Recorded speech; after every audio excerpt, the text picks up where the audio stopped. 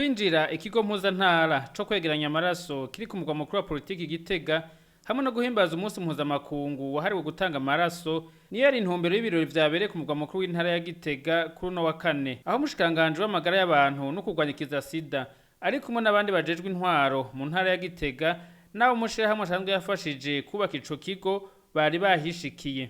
Umushikanganje Tadende Kumana akaba avuga ko abenegihugu mu ntara zo hagati hamwe n'izo mu buseruko bagiye koroherwa mu kuronka amaraso mu gihe bazoba bayakeneye. Twashimye guhimbaza umunsi mpuzamakungu wahariwe gutanga amaraso kandi dufatanye no kwinjira kino kigo nkuko nako ndabivuga ari kigo c'akarere cyo gutororokanya guhingura neza amaraso kugira ngo abenegihugu bo mu ntara za Gitega, Karusi, Ruyigi, za Cankuzo, Rutana, eka mbere n'abava Ingozi canke Muramvya bahora bamanuka i Bujumbura bashobore kuronka amaraso bafashisha abenegihugu babitura.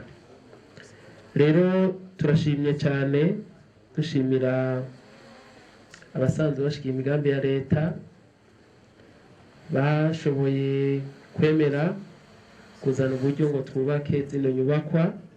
Turashimiye kandi cyane abarongoye intara ya Gitega hamwe n'abarongoye iri vuriro bitaro by'akarere bya Gitega kuko baremeye yuko iki kibanza tukishiramo zino nyubakwa. Ivyo byaratunezereje cyane kuko barabonye yuko leta ari imwe. Muganga Tadende Kumana aranamenyesha imigwi isanzwe ibangamirwa n'ikibazo cyo gukena amaraso kuruta iyindi. Abantu rero ngaha mu gihugu cacu mbere no kw'isi tumaze kubona bakenera amaraso gusumba abandi.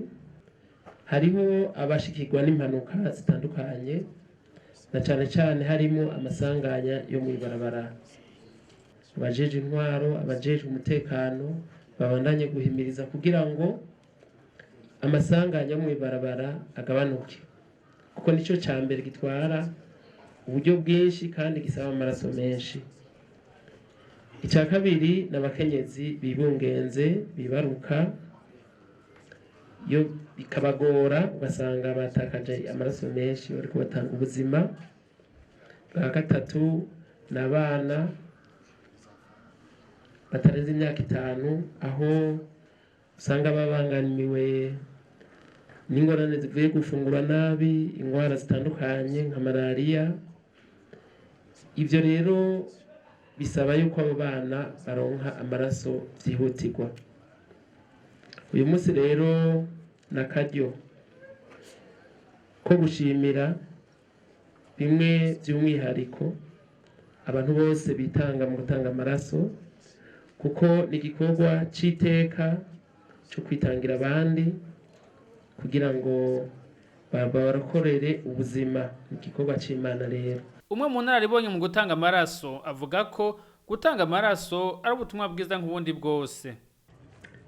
Cyo rero nuvuga yuko gutanga amaraso ari ubutumwa bwiza kuko by'ukuri abatanga amaraso bafise umutima wagutse, umutima utagira imbibe, kuko ugiye gutanga amaraso ntubanza kubaza ngo mbega amaraso yaje ngo bazoyahande ngo urabe icyo mupfana cyangwa ibintu n'ibindi.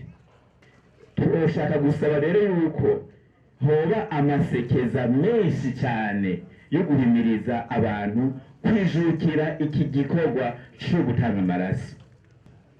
None rero ababifisemo ijambo bose bafashe mu guhimiriza cyane cyane urwaruka, eka mbere si urwaruka gusa n'abakuze bagifise imyaka yo kuyatanga kwijukira ico gikorwa cyiza.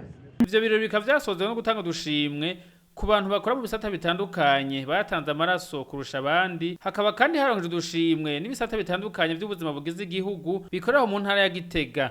Aha tukaba twovuga nk'amakambi ya gisirikare, amakomisariya ya gipolisi, amashengero, amashure hamwe n'ibitaro bitandukanye. intara ya Gitega rero muri rusangi ngo niyo ntara z'ubwa mbere ivamwo abatanga amaraso gusumbya abandi mu gihugu c'u Burundi.